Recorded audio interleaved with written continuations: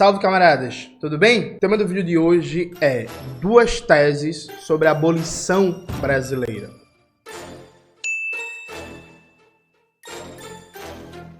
Antes de começar propriamente o tema do vídeo do canal, quero muito agradecer a você que ajuda a manter e melhorar nosso canal a partir do Apoia-se. Seu apoio é fundamental para a gente continuar o nosso trabalho. Se preferir, o Pix aparecendo aqui como QR Code na tela do vídeo. Note, antes de começar o vídeo, eu quero informar, pedir desculpas a vocês, que na semana passada, no começo dessa semana, o canal teve baixa atividade, né? A gente ficou postando muito cortes da entrevista que a gente deu para o Desce a Letra Show. Inclusive, coloquei na tela, Maxwell, para quem não assistiu.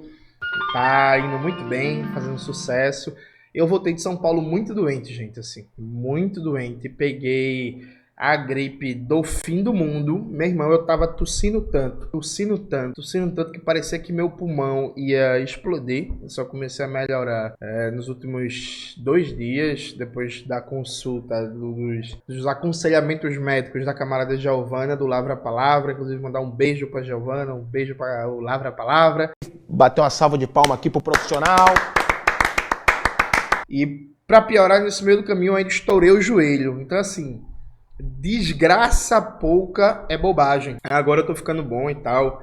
Enfim, acho que amanhã eu volto a malhar, amanhã eu volto a fazer exercício físico, mas esses últimos 8 dias foram difíceis, né? E enfim, foi doideira.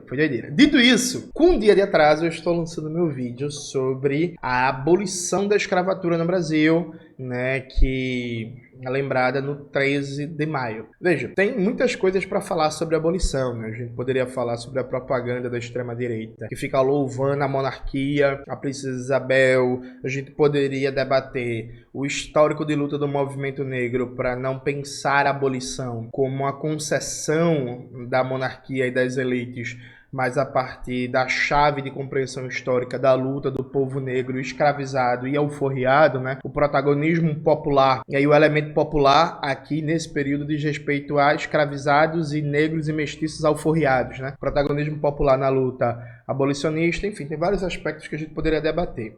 Eu gostaria de debater 2 aspectos com você. Vamos lá. E aí, veja, esse vídeo vai ser um vídeo mais de orientação de estudos. Não vai ser um vídeo tanto de agitação. Vai ser um vídeo mais de propaganda. Você que quer estudar história brasileira, desenvolvimento do capitalismo no Brasil, questão militar, questão do Estado, formação da identidade nacional brasileira, eu vou dar 2 dicas centrais para vocês. Primeiro, não sei se você já estudou, já ouviu falar sobre o papel dos militares na luta abolicionista no período que o Clóvis Moura chama de escravismo tardio, né? Depois de 1850, quando é proibido o tráfico de pessoas escravizadas, né? Por uma pressão muito grande, inclusive, da Inglaterra. Nesse período em que cresce o protagonismo de figuras das camadas médias, de setores da elite, da burocracia, do império na luta abolicionista, você tem um protagonismo importante dos militares, ao ponto, inclusive, de que para alguns autores o papel dos militares na luta abolicionista é um dos sustentáculos da tese de que as Forças Armadas, particularmente o Exército, durante a segunda metade do século XIX e as primeiras décadas do século XX, tiveram um papel progressista e modernizador na história brasileira. Grosso modo, e quase vulgarizando, esse é um dos elementos centrais da tese do Nelson Werneck Sodré no História Militar Brasileira, que foi republicado pela editora Expressão Popular. Coloca aí na tela, Maxwell. E aí, essa ideia de que os militares tiveram um protagonismo na luta abolicionista, movidos por ideais progressistas, republicanos ou positivistas, que no contexto brasileiro no momento significava um ideal progressista, né? Um ideal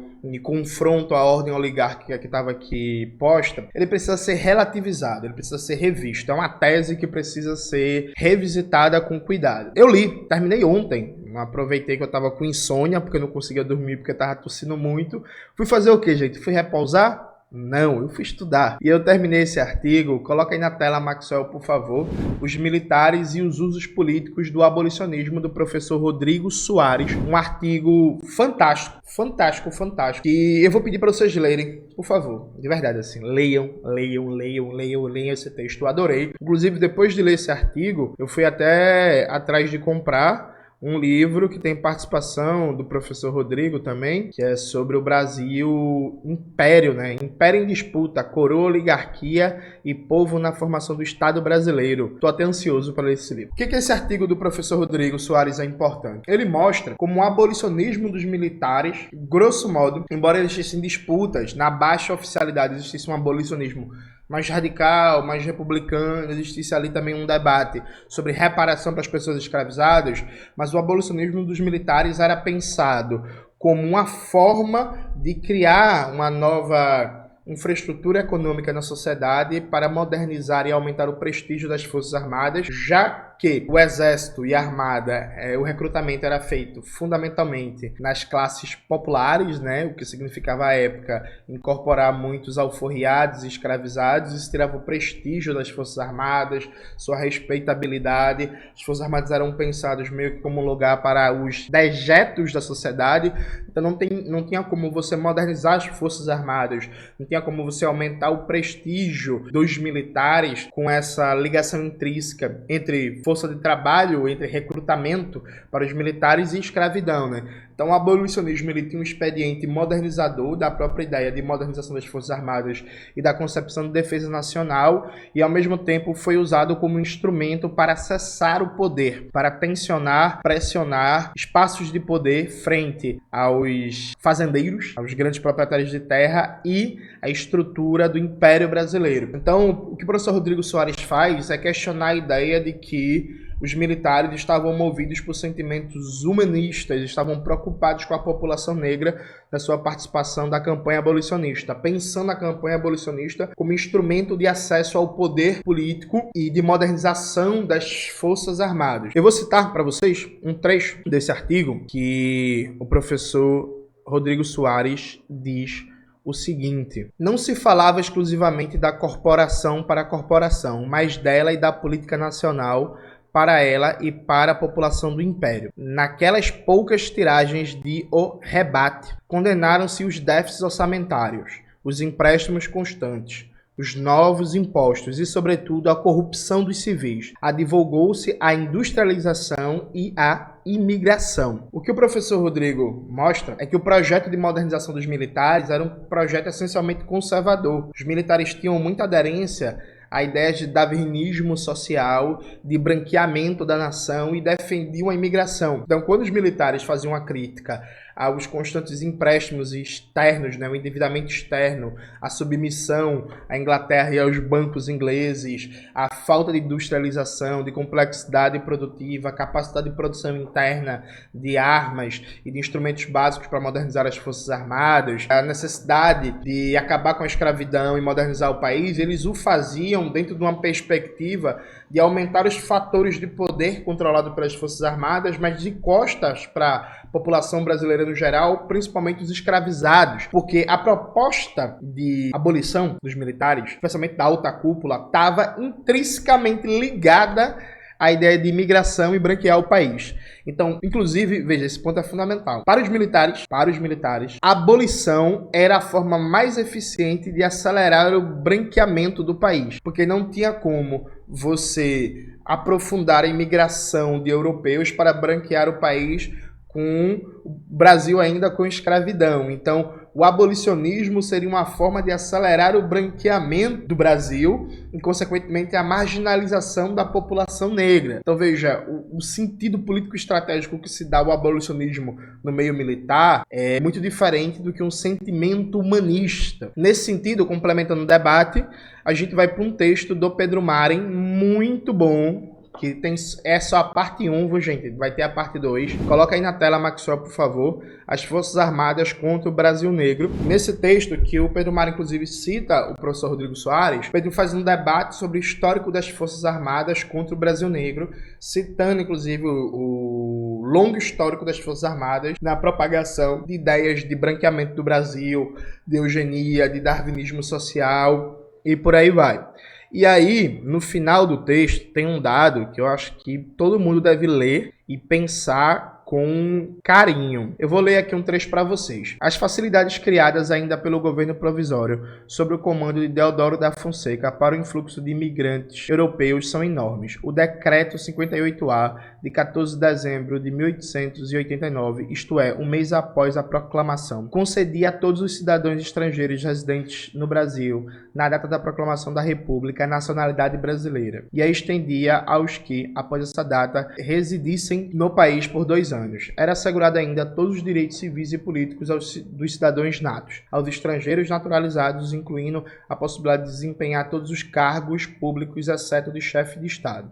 O influxo de imigrantes, especialmente europeus, é enorme, se considerarmos somente os anos que tiveram sob a presença militar. E presta atenção, viu, gente? Esse dado é muito importante. Deodoro, de 1889 a 91, Floriano, de 1891 a 94 e Hermes, de 1910 a 1914. Chegaremos ao número de 1,3 milhões de imigrantes adentrando no Brasil, de acordo com o IBGE. Se compararmos estes 9 anos sob a administração militar com os 50 anos que vão de 1880 a 1930, constataremos que 33% do influxo migratório ocorrido no período se deu somente nesse espaço de tempo em que os militares ocuparam a presidência. Daí se poderá constatar o quão comprometida a caserna estava, afinal, com a concepção de branqueamento do povo brasileiro. Vocês entenderam? O Pedro Maren foi olhar os dados para mostrar que, com a proclamação da República, durante todo o período que ficou conhecido como República Velha, há um protagonismo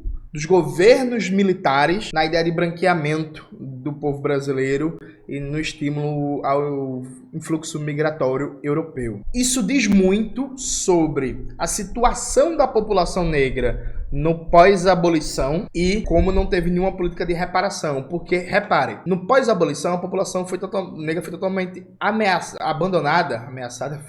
também, né? Mas abandonada, e inclusive foi montado sobre todos os aspectos uma dinâmica de sistema político em que a maioria daquela população que era escrava não tinha nenhuma participação política, nenhuma forma de acesso ao governo, considerando, dentre outras coisas, que a capoeira era proibida, que as religiões de matriz africana eram proibidas, considerados que era negado o direito de voto e ser eleito para analfabetos, para mendigos e para praças das Forças Armadas, que contingentes populacionais que tinham uma presença muito grande de pessoas negras, né? Então foi montado um regime político que era por essência antinegro, com o protagonismo dos militares. Então quando a gente for debater a ideia da população negra abandonada, né, sem nenhum tipo de reparação no pós-abolição, a gente não pode fazer esse debate sem falar no papel das Forças Armadas enquanto um dos entes estruturadores do Estado Nacional brasileiro no início da sua fase republicana, da República Velha ou República Oligárquica, até central. Papel dos militares na montagem de um Estado nacional antinegro no pós-abolição. Esse é um tema que eu vou debater na minha tese de doutorado, mas eu estou adiantando para vocês. Então, leiam o artigo do professor Rodrigo Soares, coloca na tela, Maxwell, por favor, e leiam o artigo do Pedro Maren, né, a parte 1, e assim que sair a parte 2, leiam também, que está muito bom, que acho que é um tema central para a gente pensar na história brasileira. Inclusive, para a gente pensar na teoria da formação do Estado burguês no Brasil. Eu vou adiantar algo que eu vou escrever para demonstrar, que é uma das grandes deficiências no debate sobre teoria do Estado no Brasil é que se ignorou a questão racial enquanto elemento estruturante da montagem do Estado no pós-império e no pós-abolição, dando pouca importância não só a questão racial, a dimensão antinegra do Estado capitalista dependente brasileiro, como também, embora isso seja menos ignorado, o protagonismo dos militares. Enfim, em breve, no futuro, vocês vão ver esses temas desenvolvidos com mais pertinência e tal. Segunda tese que eu quero debater com vocês, mas antes de entrar nessa tese, só lembrando, gente, seja membro do canal, é um mecanismo muito importante para ajudar a manter e melhorar o nosso trabalho.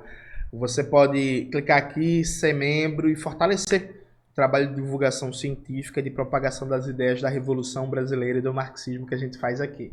Se você puder ajudar, vou ficar muito grato.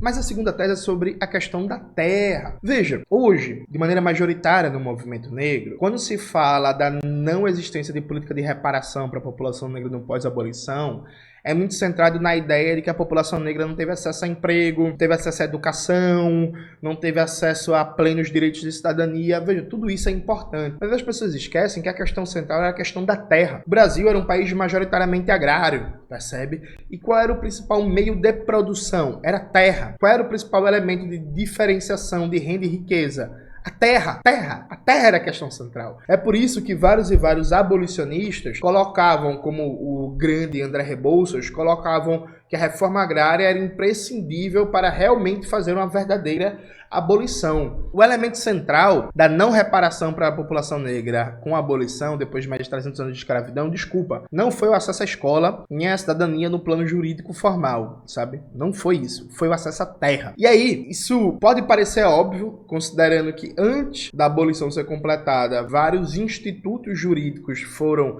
aprovados para impedir o acesso à terra da população que seria liberta. A mais famosa dela é a Lei de Terras. Isso não é a única, atenção. Mas veja, isso foi se perdendo no sentido de centralidade, dado que hoje, como tem muito banco, como tem muita empresa, como tem muito rico, muita emissora de TV que apoia um discurso antirracista de base liberal, as pessoas querem falar de desigualdades, querem falar de reparação, focando na esfera da circulação, né?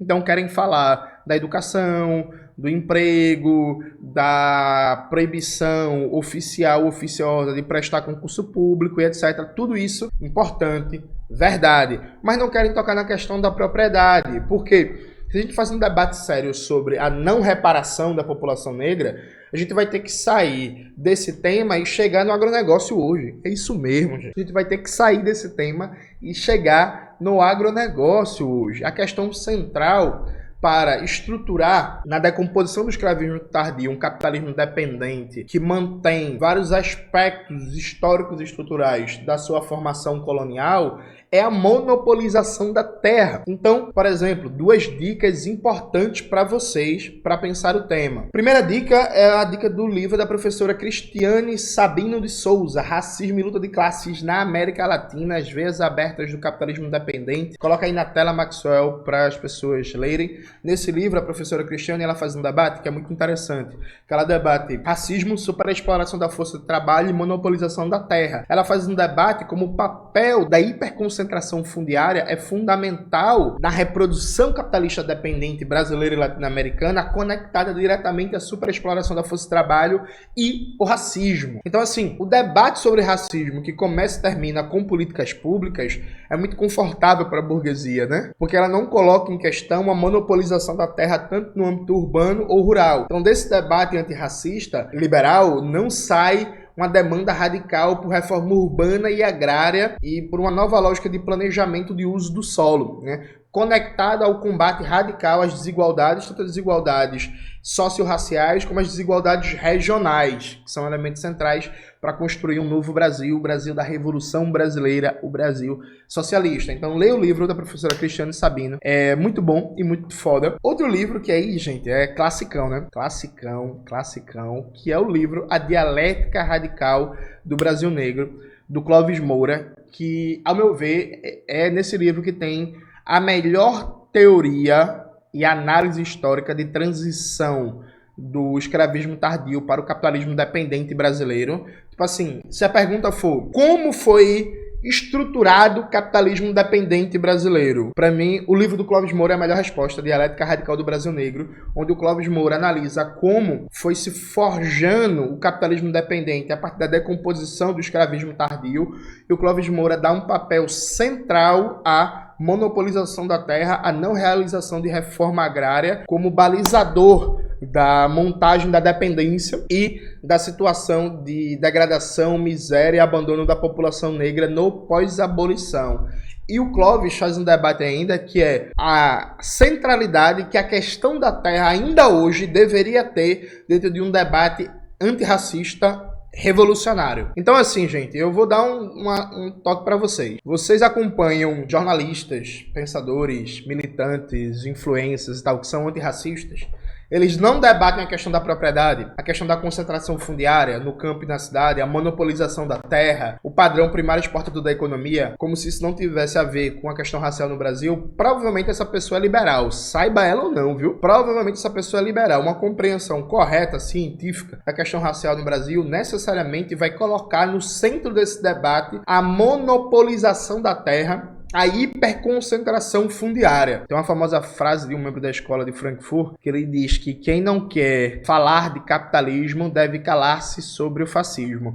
Eu vou refazer ela para dizer assim, ó, quem não quer debater a questão da terra deve calar-se ou tem bem pouco a dizer sobre a questão racial no Brasil. É impossível tematizar um em separado do outro. Esse é outro tema que eu pretendo também abordar na minha tese de doutorado, não com a profundidade do livro da professora Cristiane, que é meio que focado nessa temática, mas eu vou passar por isso também, né? Especialmente no período da República Velha. Eu, inclusive, venho trabalhando com a pista na cabeça que o Lima Barreto, nas suas obras, ele foi o melhor radiógrafo, o melhor analista da alma da República Velha e a importância que o Lima Barreto dá à questão da terra e a situação degradada da população negra no pós-abolição. Enfim, eu vou tentar, da obra de Lima Barreto, extrair uma radiografia do modelo de acumulação capitalista da República Velha. Eu acho que vai ficar legal também. Eu fico fazendo várias promessas, né? Pra minha tese de doutorado. Vamos ver se essa porra vai sair. Mas é isso, gente. São esses dois elementos que eu queria deixar pra vocês, de estudo, de debate, de reflexão, pra gente mergulhar cada vez mais na história do Brasil, dominar com maestria todos os aspectos da história brasileira pra construir uma compreensão crítica